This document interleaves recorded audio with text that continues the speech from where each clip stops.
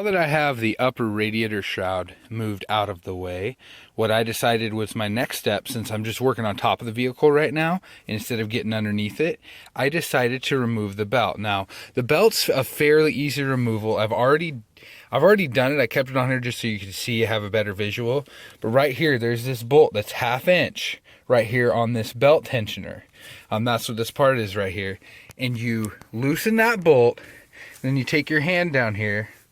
I don't know if you can see, there's that pulley right down here. Take your hand and you push against it. You push against it, and as you push against it, it loosens the belt a little bit, and then you can pull it off from under here, and then the whole belt will come off. And that will now allow you to go and take the air conditioning compressor off and move it. All right, to take the intake off, or just the upper intake part, is there's only a few things. Like, there's lots of things when you look at it, you're like, oh, I need to take this off and this off. But no, it's really only a couple things. These two connectors right here, and I labeled them just so in this jumble I can put them back easily, but there's two connectors you have to take off. They're very simple to take off.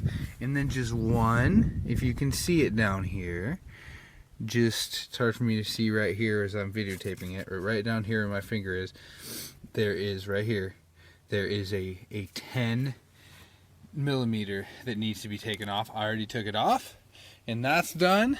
And then over here, by this large piece, there is this that I'm holding in my hand now. I'll put it back on where it went. So this goes right here, and you just turn it off with your fingers. Boom, comes off. You also have to take this off that's connected. Boom, disconnect.